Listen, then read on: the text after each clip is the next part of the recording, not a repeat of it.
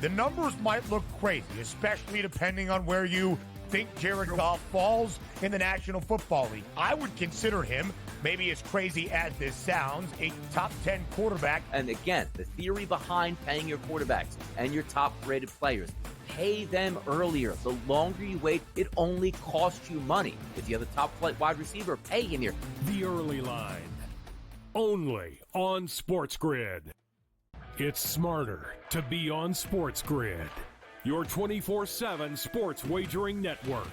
The Early Line. Magical and historic season in Lincoln, Nebraska continues. He is the best player in the NBA, but also in the biggest moments where the national media is watching. Newswire. Something that we have never seen happen before with one of the iconic coaches in the game. Pharrell, coast to coast. The team covers. It's automatic. It's every time. Not sometimes. It's every time. Game time decisions. Luka is actually far more dangerous from three on the road this year than at home. This game here tonight, you may want to consider taking as many points as humanly possible. In-game live, prime time. We got not one, but two coaches fired systems in place. Sports Rage This Late sort of Night. has letdown written all over it. It's going to be hard to match the emotion that they played with the other night. It's smarter to be on SportsGrid. The Bostonian versus the Book. That was Aaron Rodgers' thing. It's your quarterback in the first round. Yeah. It's a luxury pick. We don't have the luxury. We're trying to win right now. I'm in a window right now, and you're going to say, no, we're going to plan this for the future. With a guy who had 4 years, 4 seasons ended by injury. 4. Like, Michael Penix is a walking injury. Like, what are you doing taking him in the top 10? The Bostonian versus the Book. Great.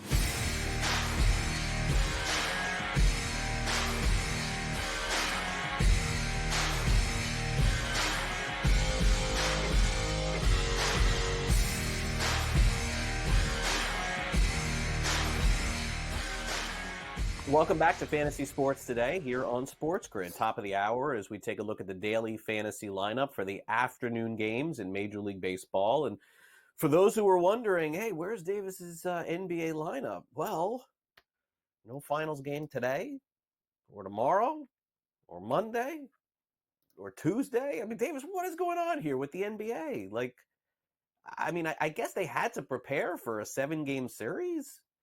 But was there any thought process at all to be like, hey, look, I'll tell you what. Here's what I'm going to say.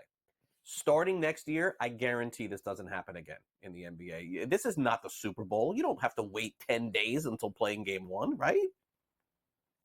I mean, I think the issue is in the summer, most of these arenas are multi-purpose, not only for the WNBA, but also for, I mean, look, we got concerts, we got all, like, so for example, I know here in St. Louis for the St. Louis Blues, when they have a postseason run, there's all kinds of things they have to negotiate around because the arena where the Blues play is really the only indoor music venue in the city. So there's no moving around. There's no, like, if Beyonce is going to be here on June 4th and the Blues want to play a game, guess what? They're not playing the game. There's no renegotiating. There's no moving around with that. So I assume, and I know the American Airlines Arena is one of the big places. I guess maybe the same is not true for Boston. Also, I mean, how many times, Craig, in your memory, has there been a double sweep, or I guess it was a double 5-game? So, I mean, that like never happened. I mean, we're talking like one of them goes 6 games, like, I don't know, 90% of the time. And it feels like the last decade, one of the conference finals is going 7 games, like just like almost for sure going to go. It just kind of feels that that's the way it's been. Yeah, I guess the perfect storm. The good news is there is hockey today as the Panthers take on the Rangers, and the Panthers win today and they go to the finals. All right, so that being said, let's take a look at the afternoon baseball slate. And here's DraftKings lineup here from Davis. I'll run through the names, and Davis will tell us why. Taj Bradley, one of his starting pitchers on the cheaper side, 8,300. Is there anything left to say about Chris Sale from Atlanta? He is all the way back. Cy Young candidate, 11,000 on DraftKings. Jonah Heim behind the plate at 4,100. Rhys Hoskins, a little revenge action here at 4,300. Adam Frazier for Kansas City almost min price. I think is maybe 2,200 min price. You'll tell me 2,400 today on DraftKings. So let's break it down. Okay, well, I mean, look, I don't know how you avoid Chris Sale in this spot against Oakland. Although, I mean, Craig, I was on with Pharrell yesterday, and I was looking at the standings, and I was like, this honestly can't be right. The Oakland Athletics are 23 wins right now. I was told this was going to be the worst team in the history of organized professional baseball, that they were going to struggle to score a run every single day. And they are pretty bad. I mean, look, don't get me wrong, not a good baseball team, but not the worst team in baseball. But yeah, Sale, I mean, 30, 34, 35, 33 DraftKings points over his last 4 starts. Just like really unbelievable stuff. Bradley, I mean, look, it's a terrible spot. He's at Camden against the Orioles, but he's just been awesome this season. Sub .09 whip, strong ERA, strong K rate, gets a ton of ground balls, gets a ton of strikeouts. I just like comparing him to other guys on the slate, Joe Ryan, Garrett Crochet, Kyle Bradish on the other side. And I'm like, he's just so cheap, and there wasn't a ton of value options at hitting. So I felt pretty good about, just the risk involved with using Bradley there. Jonah Heim, one of the better hitting catchers in baseball. And look, I know we're dealing with your Miami Marlins here, but I do like this spot for the Rangers today. Rhys Hoskins, he gets the platoon advantage against Crochet coming back from injury. He's also going back to designated hit. 9 home runs on limited plate appearances this season. I just I don't care that Garrett Crochet is pitching well. Rhys Hoskins against left-handed starting pitching, fairly automatic. Adam Frazier not having a good season. I don't know. Wasn't he an all-star literally 2 years ago? Don't really know what's happened with him as my Kansas City Royals continue to play him. But Craig, they are playing him, and they're giving him a good lineup order against Minnesota the other day. He batted cleanup. He batted cleanup against the Minnesota Twins. I don't know why, but he generally gets to bat 6th.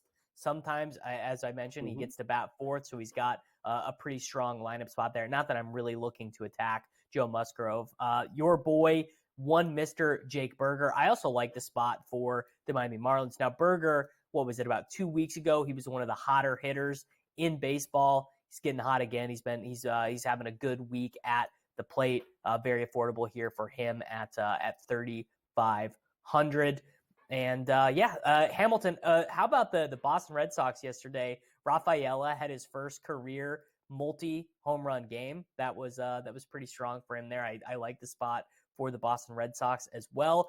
Yordan Alvarez. I just was working through projections and looking at guys. I was stunned actually to see Yordan Alvarez at $5,200. In my memory, I don't ever really remember him ever being below 5,000. And he's been, there's been stretches where Yordan Alvarez has been more expensive than Trout, than Ohtani, than Acuna Jr. In these, and only 9 home runs on the season. I suppose that there's really not a big difference, or I suppose that he's been really impacted by how bad the Astros has been. And how about this for a little bit of trivia? Yordan Alvarez with 2 stolen bases this last week in fantasy baseball. I don't really know how that happened. I guess I need to be paying a little bit more attention. I love the spot for the Cleveland Guardians against our producer Sam's Washington Nationals. They're probably my favorite. If I had to do a 5-man stack today, I think it would be them. They are just oddly priced on DraftKings today. So when I was making the lineup, I was like, well, I kind of like them as a team, but individually, it's hard to pay $5,700 for Josh Naylor or $4,100 for Bo Naylor. So you gotta consider that. And Wyatt Langford is back for the Texas Rangers, and came back from that injury. Immediately had a fairly strong game in his second game back, and I think this is the type of guy you want to bet on. I'm gonna feel the same way when Jackson Holiday gets called back up. Like, these guys who are so good take a little bit of time away. Langford was banged up, but I really think I want to be on the positive side for Langford and Holiday and Kirkstad and these guys for Baltimore. All right, so there you go. There's the DFS lineup. We got 2 minutes before we got a break. I don't know that we're going to touch on this, so we may as well do it now before the series begins. Celtics or Mavericks, Davis? I mean, I got Coach Young coming on our shows here saying Dallas wins this series against Boston. Doesn't trust Boston. How about you? So this is what you'll get. Everyone who knows ball, right? Coach Young knows, he knows the ins and the outs, he knows the coverages, he knows the defense, he knows everything. He is going to be 100% Mavs. Anyone who knows ball, any player, they're going to be like, Luka is the best player in the series. He's amazing. You just the best player in the series wins all the time, yada, yada.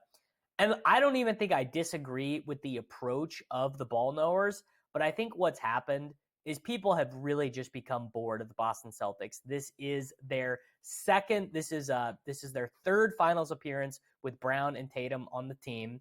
It is, I believe, of the years that Brown and Tatum have been on the team together, they've made the conference finals 6 times. They are the best team in basketball. The Celtics are a much better team than the Mavericks. If Luka is Michael Jordan, they win.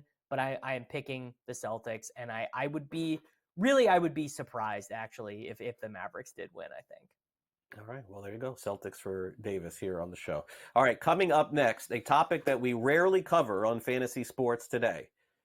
Who had some of these players at the beginning of the season as the top closers in fantasy baseball? So for those of you who want to get educated on it, we're going to deliver that to you next. This is Fantasy Sports Today here on SportsGrid, as we're off and running here on the second hour of the show. Craig Mish, Davis Maddock here with you until 11 a.m. Eastern right here on SportsGrid, and we'll be right back.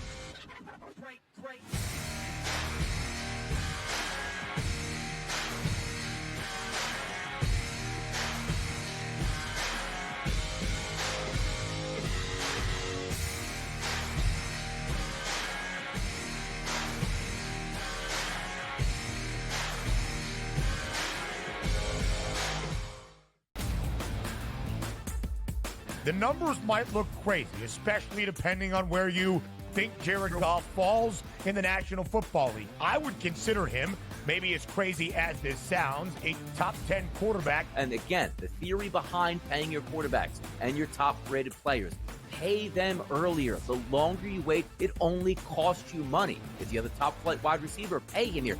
The Early Line, only on SportsGrid. It's smarter to be on SportsGrid, your 24/7 sports wagering network. The Early Line. Magical and historic season in Lincoln, Nebraska continues. He is the best player in the NBA, but also in the biggest moments where the national media is watching. Newswire. Something that we have never seen happen before with one of the iconic coaches in the game. Pharrell, coast to coast. The team covers. It's automatic.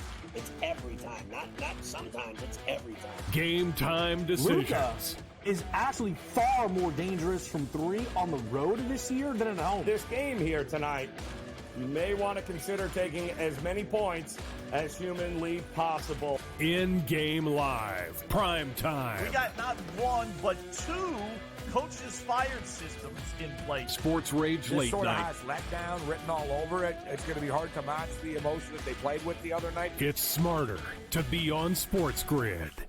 The Bostonian versus the Book. That was Aaron Rodgers' thing.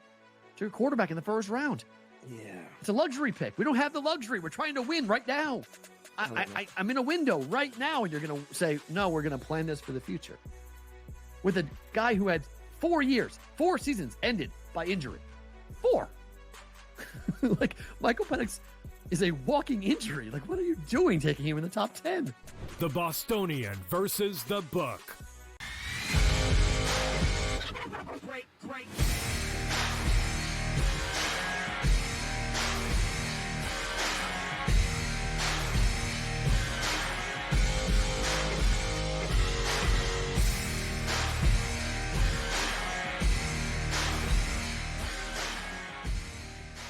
The beginning of the baseball season, you looked at the closers in fantasy baseball, and Davis, some people drafted Josh Hader and said, okay, I got the elite closer in fantasy, or I got Edwin Diaz, I got him too.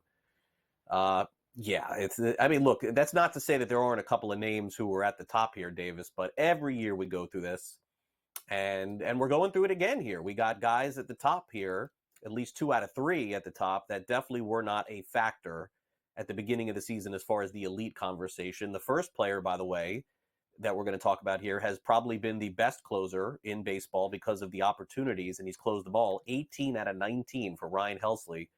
25 strikeouts, 25 innings. He's a one-inning guy, Davis. We thought that maybe the Cardinals would move him at the trade deadline. All of a sudden, they're right back in it, and their offense is just good enough to win games, so he's getting a ton of ops. And, health has been sort of an issue for him in the past, but as long as he's riding high, again, where was Helsley before the season as far as closers are concerned? I know he wasn't top 2 or top 3 or top 5, but he's made the most of it, that's for sure. And, look, he has also been a guy who has been on the Cardinals for a long time and has never 100% always been their closer. Like, he's been a guy who's rotated. He split with Giovanni Gallegos in 2022. Remember, they used to want Hicks to be a closer. Jordan Hicks got 8 saves for them last year. Jojo Romero had 3. Chris Stratton got in there. Like, he's always been a strong relief pitcher for them. And heading into the season, I think it was one of those spots where the market was not 100% certain who was going to be the closer. Gallegos is injured. He's got this shoulder injury that he is trying and he had 13 appearances already to start the season. So I would imagine he's not coming in to take any of these saves once he gets back. So yeah, how could this guy possibly lose his job? I guess through poor performance, it's totally possible, but that definitely would not be what you would anticipate from him. So yeah, probably like a pretty strong trade target. And if you got him, you're doing cartwheels if you got him. Yeah, you didn't draft him near the top or get him in an auction for any amount of money. Now, the second guy obviously was one of the top few best closers going into the season, and he's done it again. Emmanuel Clase. This is a big reason why Cleveland is where they are, Davis, is again, guys like this. They just always seem to be able to find guys, develop them, and then use them in these different roles. A strikeout per inning, an ERA under 1, 17 out of 20 in saves, and just simply put, one of the very best in the game as it goes right now. Okay, I lied. Earlier in the show, I said I'd never seen an OPS plus or an ERA plus higher than 700. Emmanuel Clase, 1,219 ERA plus. So I guess these crazy relievers just kind of break that idea. But he is 17 saves in 28 innings pitched, strikes out 28% of opposing batters, 2% walk rate. By the way, he has led baseball in saves in each of the last 2 seasons. He leads baseball overall in saves the last 3 years. So, Craig, you know as well as I do, you push him all the way up your draft board next year. Oh, you got to imagine if you don't take Emmanuel Clase, you're going to be dead in saves. You can't possibly win. You got to take him. Got to take him in the second round. Elite ratio. Oh, Emmanuel Clase is no longer the Guardians closer. He blew 3 in a row, and now Andrew Kittredge is closing for the Cleveland Guardians. You know it as well as I do. It's a tale as old as time. Yeah, it is. All right, so in fantasy drafts, if you didn't live in New York, because again, the New York drafts, the players get way overrated. You looked at Clay Holmes, you're like, all right, what is Clay Holmes? The 18th best closer in fantasy. He's on the Yankees. I'll take my shot. And look at how he's delivered. 16 out of 19 in saves, ERA of 1.48. And because the Yankees, Davis, have won so many games, naturally he's going to get so many opportunities. And so this is a perfect example of a guy that was nowhere near the top as far as saves were concerned. And here he is. If the Yankees continue to play like this, he's going to save 30 Major League Baseball games, Clay Holmes, this season. Yeah, particularly because they don't really have anyone in their bullpen, I think, who would even threaten him to a serious degree. It's not like there's some other crazy elite reliever, some other, former awesome guy in there. Like we've got a couple very good long relievers, but yeah, this is Clay Holmes's job. I guess the thing you would say is that this is definitely the best stretch of Clay Holmes's career in terms of the results. So does that mean there's a blow-up appearance coming? Does that mean, I guess the question becomes, what happens if Clay Holmes blows 2 in a row? 3 in a row, I'll guarantee they move on and they do something else. But what happens if he blows 2 in a row? I suppose he has probably earned he's probably earned enough of a leash that 2 in a row he would mostly be fine. So yeah, Clay Holmes, good on you if you drafted him, and you're very happy with the Yankees' performance. All right, real quick, let's get through the last two here. Robert Suarez of the Padres, 17 saves and 17 shots, the biggest surprise in all of fantasy at the closer position. He was nowhere near, Davis. They had Hader. They let him go. They didn't have a closer. They thought it would be one of these guys they got from overseas. It ends up being this guy.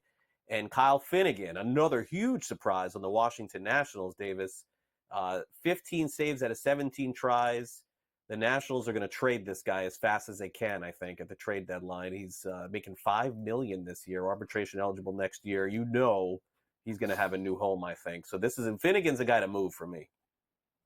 Yeah, Finnegan probably is a guy to move, although he's got a fairly long track record of being an above-average major league reliever, which I suppose is fine. And, we're talking about these closing situations kind of being up for grabs. I mean, the issue is a lot of times these relievers get traded and they're not closers anymore.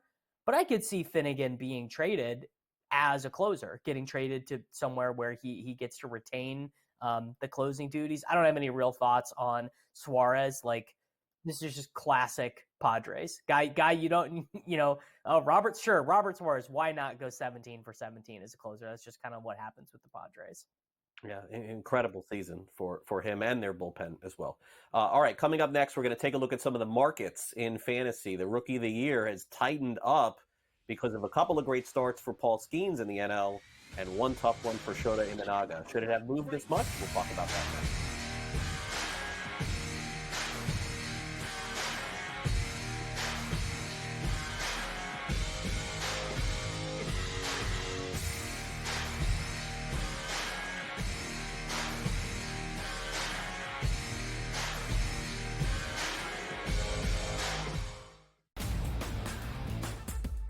The numbers might look crazy, especially depending on where you think Jared Goff falls in the National Football League. I would consider him, maybe as crazy as this sounds, a top 10 quarterback. And again, the theory behind paying your quarterbacks and your top-rated players, pay them earlier. The longer you wait, it only costs you money. If you have a top-flight wide receiver, pay him here.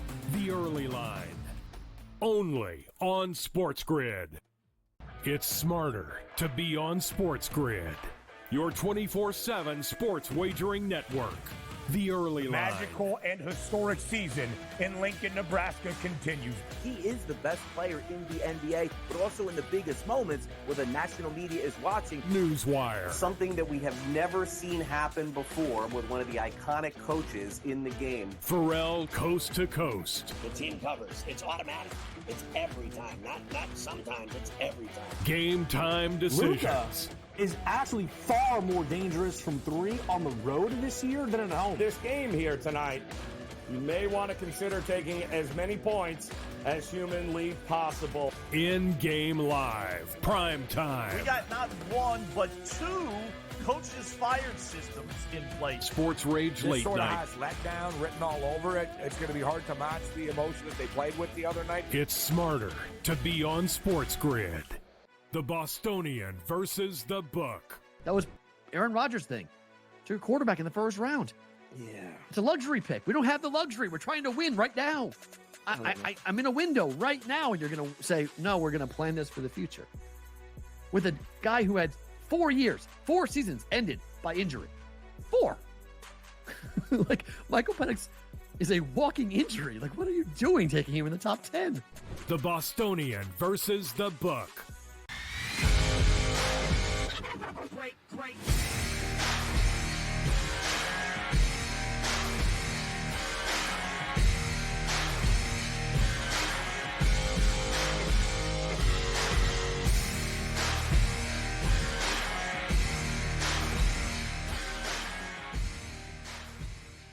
Well, interesting development this week in baseball as the Rookie of the Year market is one of the more intriguing ones, especially in the National League, where Shota Imanaga was the best pitcher as a rookie in baseball, maybe in history, in the months of April and then into May.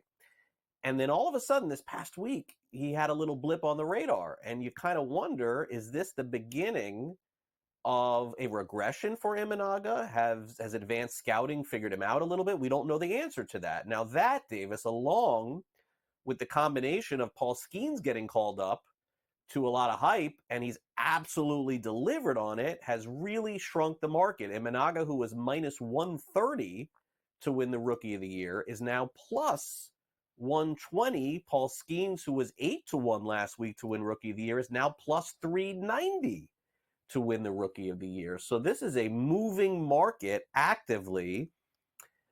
And I got to tell you, and you know how bullish I was on Imanaga at the beginning of the year. I mean, nobody on this network probably more bullish than me. I still am, but I got to acknowledge that Skenes has just been so out of this world and is arguably as or more popular than him. I just wonder how this is going to go. Yeah, I mean, actually, to be honest, I don't think Skenes should even be second for this award in the odds market. I think it's got to be Yoshi Yamamoto. The way that this is working out. So Yamamoto, I suppose it's just because he had that brutal first start in the overseas series. I mean, that is maybe why people think he's not having a good season. He's 5-2. He's got a 3.5 ERA, a 2.83 fielding independent pitching, 28% K rate, 5% walk rate. He has been unbelievably good this season. And he's got a way better track record than Skenes or Imanaga. I mean, Imanaga had a good track record in the Nippon League as well. At this stage, Craig, I would not bet Imanaga, because what am I really hoping to gain over the next 4 months? Like, the time to do it. Yeah. The time to do it was when you told me to do it 3 months ago, and I just would be total sour grapes. 20-1 on Imanaga, I believe. Or okay. No, I lied. I lied. 10-1. 10-1. Yeah. 10-1 on Imanaga. So that's fine. I wouldn't get it in. I would not do it again. If I was looking to add more exposure to this market, it would definitely be Yamamoto over Skenes. I mean, isn't Yamamoto gonna win like 17 games? Like, I feel like the Dodger factor here is being discounted a little bit. Yeah, no, it could. I also want to acknowledge somebody else on this list, Davis. And, you know, this just goes to show another really good organization. And, you know, when the Orioles, Davis, think about this, okay? When they got Corbin Burnes, there was no discussion about the other players involved in the deal that went to Milwaukee. It was just that Baltimore got Burnes. But how about, Davis, this guy Joey Ortiz? Look at his numbers. He's plus 850 to win the Rookie of the Year. He is by far, without a doubt, the best offensive rookie player in the National League. I don't think he's going to win it, but this award usually goes to a hitter. So, you know, a long time to play here, too. I don't think the other guys win. I don't think Jared Jones wins, who we just saw. I don't think Mason Wynn wins. But I'm not going to rule out Ortiz either. I'm shocked with how good he is playing. This looks like a good deal for Milwaukee. Isn't that so funny? We're like, honestly, both teams are probably okay with it. Like, the Orioles were never going to win a World Series running back the same pitching that they had from last year. They would have been completely drawing dead. And the Brewers probably are not serious World Series contenders this year anyways. So they can move on from Corbin Burnes and just not feel pressured by it. And Joey Ortiz, you're right. Craig, to be honest, hand up, I don't think I realized that that's how he arrived on the Brewers roster. Remember, the Brewers prospect we were all talking about was Jackson Chourio, who's in the minor leagues now, who got sent back down to the minor leagues. But yeah, Ortiz on the season, 153 OPS plus. That's very hard to do as a rookie. How about this as a 25-year-old? 13% walk rate as a 25-year-old in Major League Baseball. Pretty impressive. And you're right. It's like always a hitter that wins this award. Very strange for it to be three pitchers up here. Yeah, and remember, Davis, Burnes a free agent at the end of the season. And does Joey Ortiz, shortstop, if they let go of Adames, or third base? I mean, another good job by the Brewers. They always seem to get this figured out. It's a reason why they're always at the top. With a new manager too. All right, Gray Albright is going to join us next. We'll talk about the fun Mets.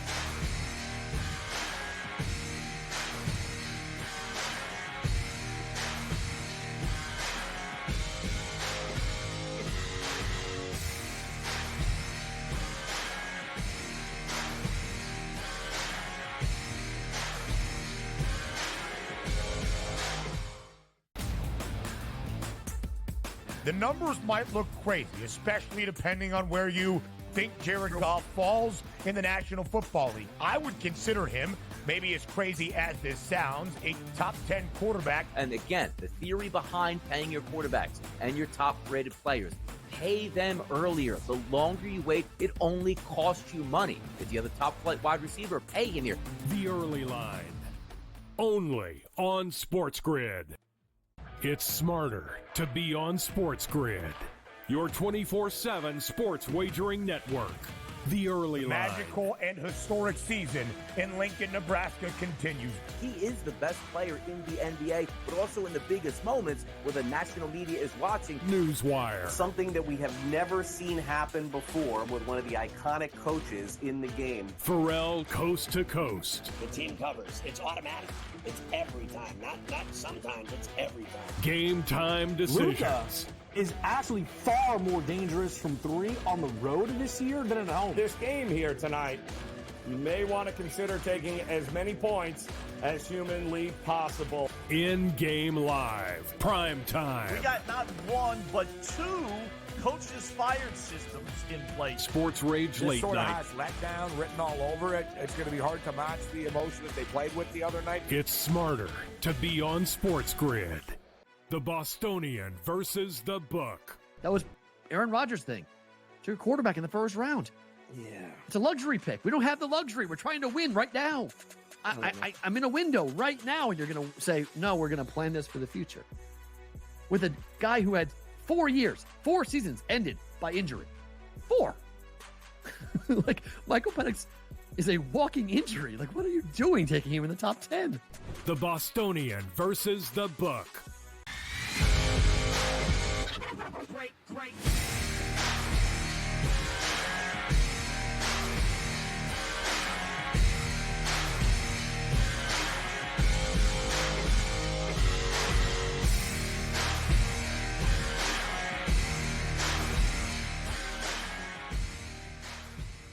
Welcome back to Newswire here on Fantasy Sports Today. Sorry, my other show is Newswire.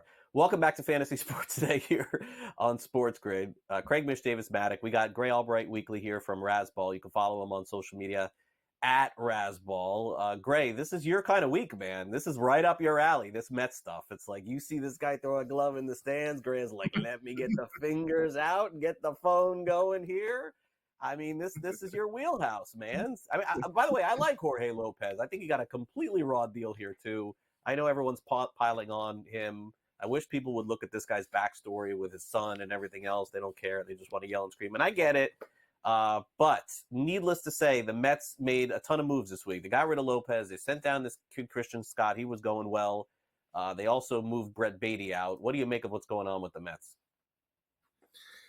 Oh man, the mess?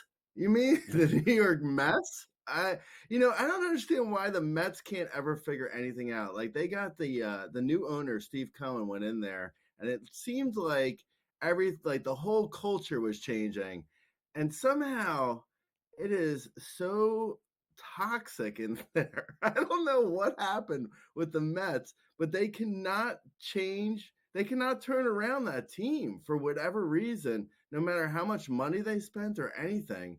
It's upsetting. Jorge Lopez, like you said, I mean, just to tack on, he does have something going on with his kid. So it's like, you gotta take what is going on with the guy in his personal life and cut him a little bit of slack. The Mets, I mean, it's just like the Mets, like that would have been such a nice moment for the organization if they would have been like, you know what? He said we're the worst team in baseball or whatever he said. Yeah, we are terrible. We should be better. We stand behind Jorge Lopez. And, he had a moment of frustration, but we've all had it. That would have been so nice to hear the Mets say that. Anyway, that's not really fantasy related. So the Mets sent down Brett Beatty, a guy who I actually really like Beatty. And I'm, again, with the Mets making poor decisions, like why not play Brett Beatty if he's not, if the Mets aren't going anywhere, let him get at bats at least in the major leagues. But they're not. They sent him down to the to AAA. And Mark Vientos looks like the guy who now is, he's the one who they called up. He's actually done really well so far in a limited time in the majors. He's hitting for a solid average. He's not striking out like he was in the minors. He's hitting for power. He's got huge power, actually. He could be a 30-plus homer guy over the course of 162 games. Really big power. Probably going to hit for a lower average. I don't believe the contact is really as good as he's showing. But, yeah, in a deeper league, like, say, a 15-team mixed league or deeper, I'm interested in seeing what Mark Vientos can do with everyday playing time. Assuming the Mets don't completely ruin him. Well, assuming the Mets don't completely ruin someone, I think at this stage of the 2024 New York Mets season might be a little bit of a stretch, actually, Gray. So moving now to Jack Flaherty, 90 strikeouts to 10 walks on the season. Now, Flaherty was always like a super control guy, but his time in St. Louis, it did not end with him playing his best baseball.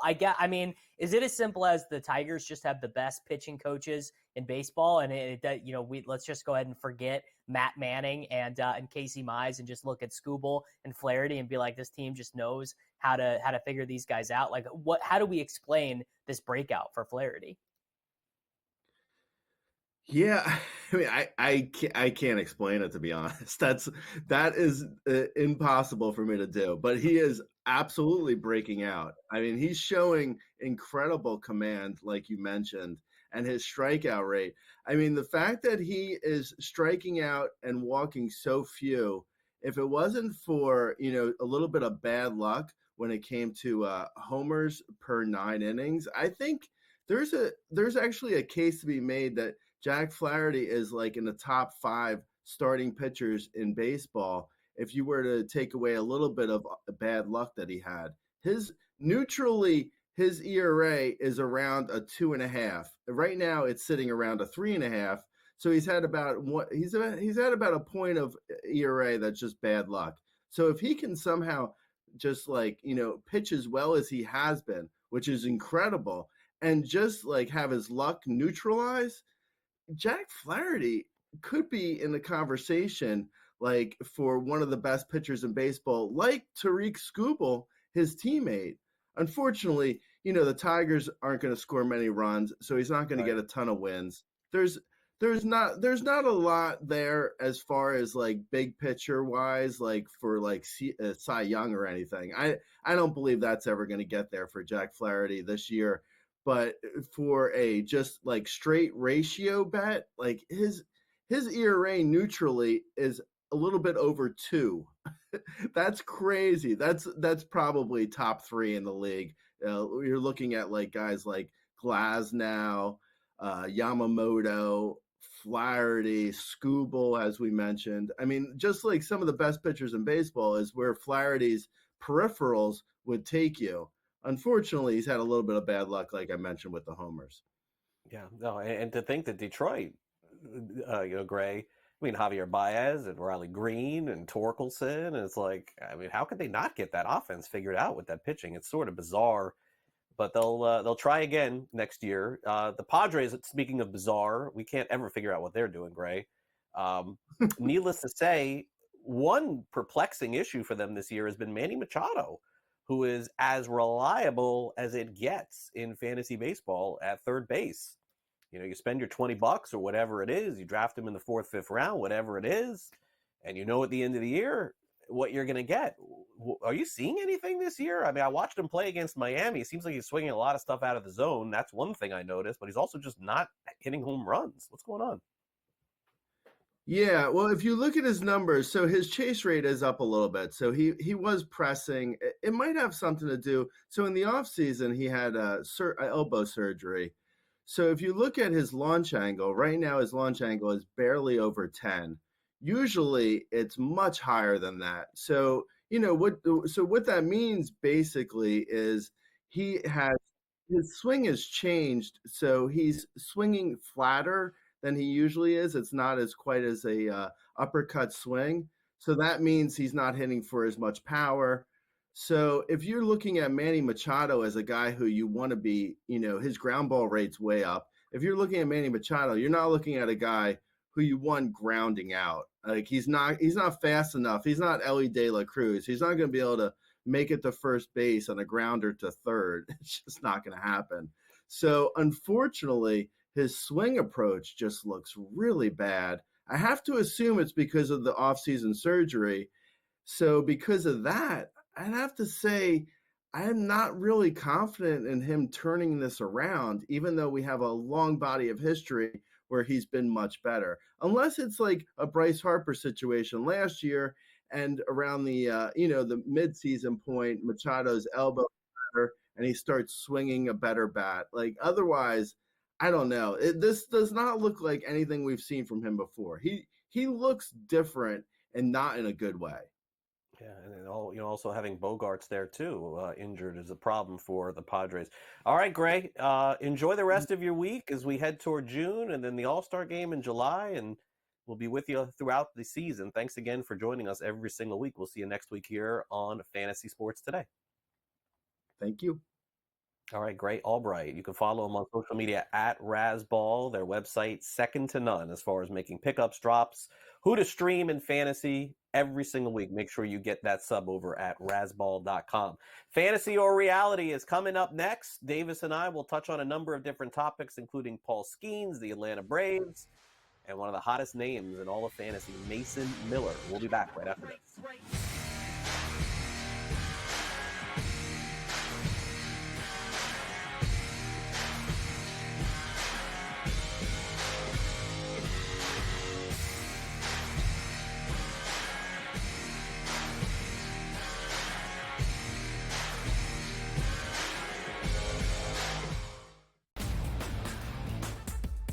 The numbers might look crazy, especially depending on where you think Jared Goff falls in the National Football League. I would consider him, maybe as crazy as this sounds, a top 10 quarterback. And again, the theory behind paying your quarterbacks and your top-rated players, pay them earlier. The longer you wait, it only costs you money. If you have a top-flight wide receiver, pay him here. The Early Line, only on SportsGrid. It's smarter to be on SportsGrid, your 24/7 sports wagering network. The Early Line. Magical and historic season in Lincoln, Nebraska continues. He is the best player in the NBA, but also in the biggest moments where the national media is watching. Newswire. Something that we have never seen happen before with one of the iconic coaches in the game. Pharrell Coast to Coast. The team covers. It's automatic. It's every time. Not sometimes. It's every time. Game time decisions. Luka is actually far more dangerous from three on the road this year than at home. This game here tonight, you may want to consider taking as many points as humanly possible. In-game live, prime time. We got not one, but two coaches fired systems in place. Sports Rage This Late sort of Night. has letdown written all over it. It's going to be hard to match the emotion that they played with the other night. It's smarter to be on SportsGrid. The Bostonian versus the Book. That was Aaron Rodgers' thing. To your quarterback in the first round. Yeah. It's a luxury pick. We don't have the luxury. We're trying to win right now. I'm in a window right now, and you're going to say, no, we're going to plan this for the future. With a guy who had 4 seasons ended by injury. 4. Like, Michael Penix is a walking injury. Like, what are you doing taking him in the top 10? The Bostonian versus the Book. Great.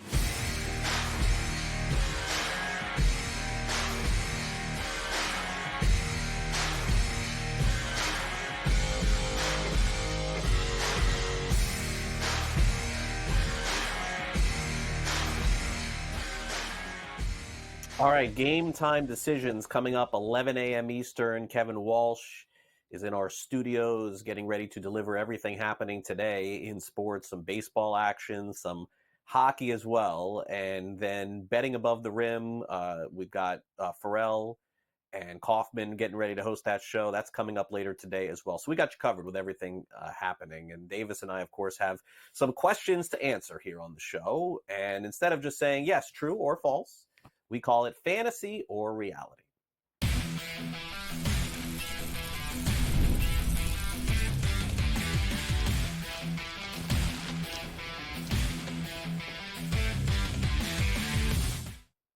Well, the hottest name in fantasy in the National League is probably Paul Skenes. He's must-watch every time out. He's lived up to every expectation thus far, and he pitched a lot of innings in college at LSU. I mean, he really did. But looks like the Pirates are going to handle him, at least his first year, a little bit differently. And a lot of this question is going to be predicated on whether or not the Pirates are still in the mix at the end of the season. Davis, fantasy reality. Paul Skenes, America's sweetheart pitcher right now. Fantasy reality. He'll be shut down. No more innings before September the 1st. Is this fantasy or reality? Way before. The good line might be August 1st. I mean, it's so far and away from what teams are doing with these guys. Now, obviously, we know that Skenes pitched a ton at LSU because that's what happens with college pitchers. They basically have these guys go until their arm is about to fall off. But the math is pretty simple. You just do not let guys really. It's kind of like 100 innings is kind of the barometer. I mean, Skenes is going to pass that sometime next month, probably. Like I would be stunned for it to be September 8th. The Pirates are 17 games back of the second wild card, and Paul Skenes is still pitching. Like I would say this is a way they could avoid it. I could be wrong. If they give him a phantom IL and he doesn't pitch for a month, I guess that would be possible. We've seen teams do that, but I don't think that's what's going to happen. I think Skenes will be done by August 15th or so. Yeah, and it's really crazy, Davis, because this division is horrible. I mean, if you look at the standings, I'm going to take a look at them real quick here. Milwaukee's 34-23. Credit to them. Everyone else under 500, including the Cubs, including the Cardinals. And the Pirates, I mean, Davis, they got to do something next year and figure out why they're so great in April, and then things fall apart, because that's essentially what's happened. They're 6 games under. Initially, when I looked at this question, I was going to say fantasy, but Davis is right. This is a reality. I mean, if the Pirates are 6 games under now and nothing changes, and they are 12 games under in August, they're not going to pitch this guy in September. They're just not going to do it. And by the way, it probably makes sense. And Jared Jones may not pitch either, by the way, too. So Pirates were in a really good spot. And honestly, I thought that they could make a run at this division. I saw the way they were playing. And we talked about this. Skenes is coming. This is a disappointing year for them. 6 games under 500. I got reality. I don't think Skenes going to pitch in September if this is the way that this is trending. Okay, the Atlanta Braves have won the division, I believe, 4, 5, 6 years in a row in the National League East. And they were the favorites going into the season again, but naturally they have lost 2 of their best players, Spencer Strider and now Ronald Acuna Jr. Phillies have off to their best start ever. Fantasy or reality, the Atlanta Braves will catch the Phillies and win the NL East. Fantasy or reality?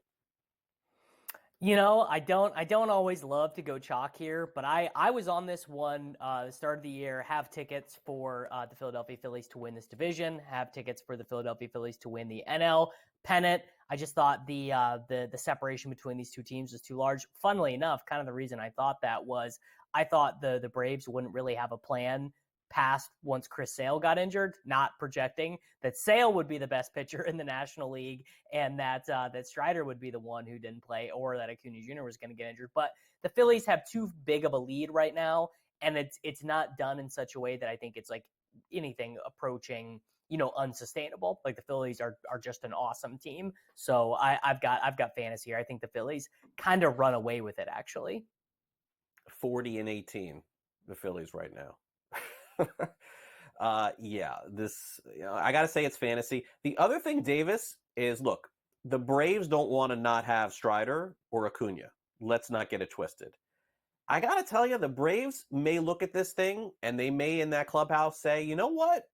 Let's take this wild card. Maybe we'll have better success because it hasn't worked with them winning the division, albeit one time when they won the World Series several years ago. So I think they're going to embrace this. I don't know what they're going to look like at the deadline. I don't know what they're going to do. But Davis, you're right here. Like, it's not bettable at minus 230, but how could you possibly take the Braves over the Phillies to win the division right now? I can't do it.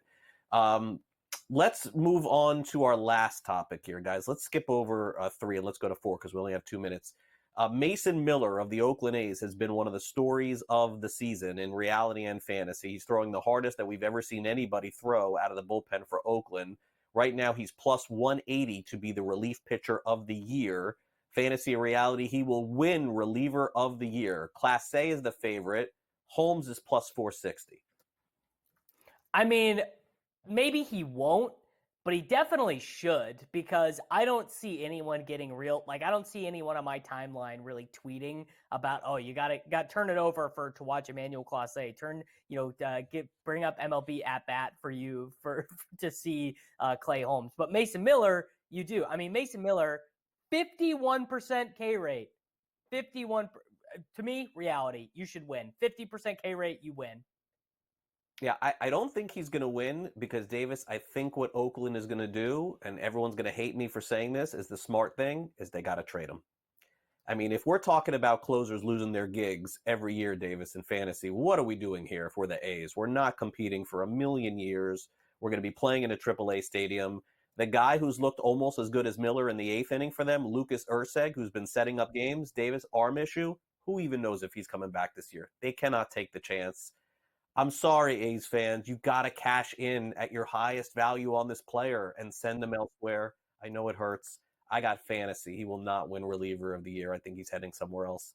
We'll take a quick timeout. We'll come back and wrap it up next here with the Sports Grid 60. Don't go away.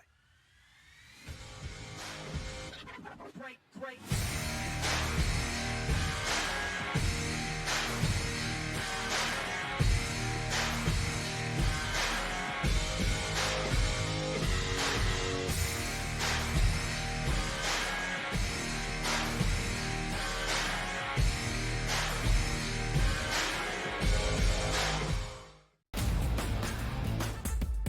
The numbers might look crazy, especially depending on where you think Jared Goff falls in the National Football League. I would consider him, maybe as crazy as this sounds, a top 10 quarterback. And again, the theory behind paying your quarterbacks and your top-rated players, pay them earlier. The longer you wait, it only costs you money. If you have a top-flight wide receiver, pay him here.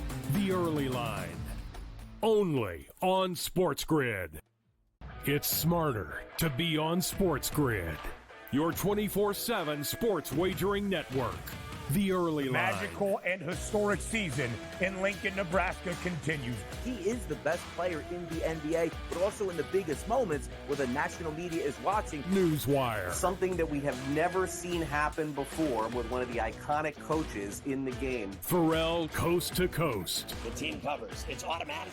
It's every time. Not sometimes. It's every time. Game time decisions. Luka is actually far more dangerous from three on the road this year than at home. This game here tonight, you may want to consider taking as many points as humanly possible. In-game live, prime We time. got not one, but two coaches fired systems in place. Sports Rage This Late sort of Night. has letdown written all over it. It's going to be hard to match the emotion that they played with the other night. It's smarter to be on SportsGrid. The Bostonian versus the Book. That was Aaron Rodgers' thing. Took a quarterback in the first round. Yeah. It's a luxury pick. We don't have the luxury. We're trying to win right now. I'm in a window right now, and you're going to say, no, we're going to plan this for the future. With a guy who had 4 seasons ended by injury. 4. Like, Michael Penix is a walking injury. Like, what are you doing taking him in the top 10? The Bostonian versus the Book. Great.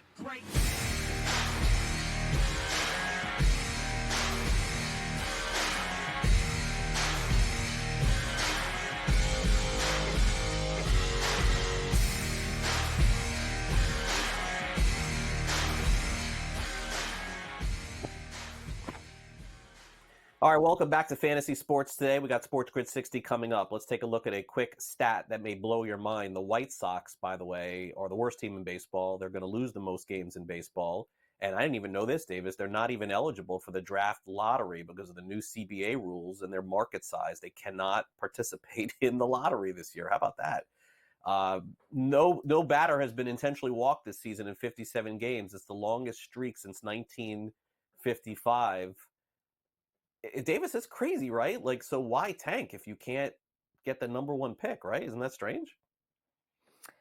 That does seem strange, although I guess for me, the concept of tanking in baseball has always seemed a bit nebulous because, I mean, projection in baseball, it's definitely not like projecting in NBA. Like in the NBA, kind of rare for the number one pick to bust. Like when That's there true. is a number Very one, true. like when it's Anthony Bennett, you're like, oh my God, that is the strangest thing of all time. But most of the time, number one picks come to the NBA and they're great. In the NFL, more likely, right, for a number one pick to bust. But still, number one picks generally, especially when they're not quarterbacks, like when it's not a quarterback number one, you're like, that guy's going to be good. Maybe he won't be a Hall of Famer, like Trevon Walker, the guy for the Jaguars. Like, he's a good defensive end. Certainly not. I mean, basically, you forgot he was the number one overall pick. He's fine. In the NHL, pretty good. The number one overall pick, generally speaking, it's closer to the NBA. It's like, yeah, that guy, he's Bedard, McDavid, like these guys are awesome. In baseball, I mean, Craig, could you even, like, right now, who is going to be the number one overall pick in the draft in a couple months? I don't know. Do you know? Like, I would. You are a huge baseball guy. I would maybe be surprised if you knew. Yeah. It's just a different thing. It's just very bizarre. Right. I know Ethan Holiday is going to be the number one pick in 2 years, not this year, but next year. I'm not sure who the number one pick is going to be. All right. Time for us to end the show. Here is the Sports Grid 60.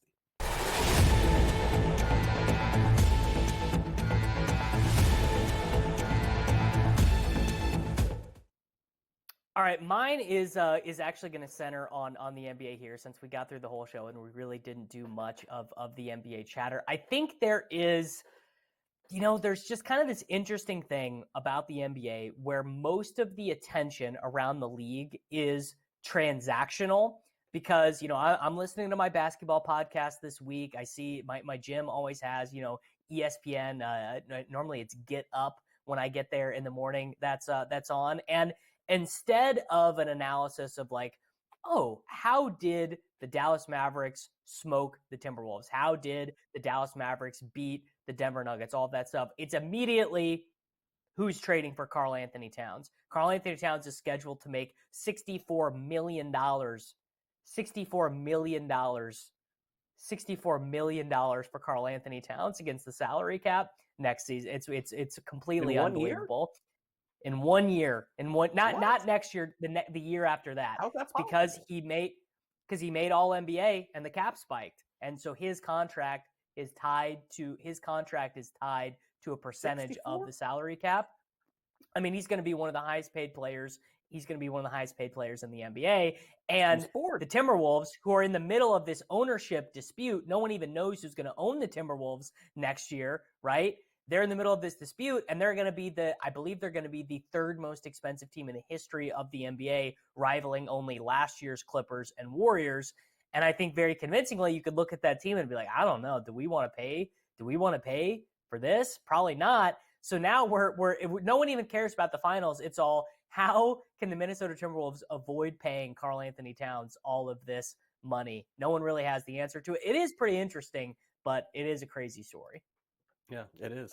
We talked about number one picks before. I'll end with my number one pick. How about this Caitlin Clark story? I mean, listen, let's still give her the most credit in the world ever for being the best player ever in college basketball. But, I was talking to Coach Young about this on the air the other day. Like, number one pick in any sport, particularly in a basketball league where you're the worst team in the sport, and she has not changed anything about that team. In fact, they are probably worse than they were a year ago. Very odd. Like, where is the Patrick Ewing, Shaquille O'Neal, Yao Ming, Tim Duncan, Wembanyama in the teammates WNBA? Are terrible. I've been watching these games. Her teammates are terrible, dude. I guess so. I get, and that's what Coach said, and he said the coaching is bad too. But still, it's a little stunning to see this happening. 1-8 through 9 games, I would say. All right, that'll do it for our show. Thanks again to Gray Albright for coming on, and our producers. And for Davis Maddock, I'm Craig Mish, and we've got Kevin Walsh up next, and we'll see you next week.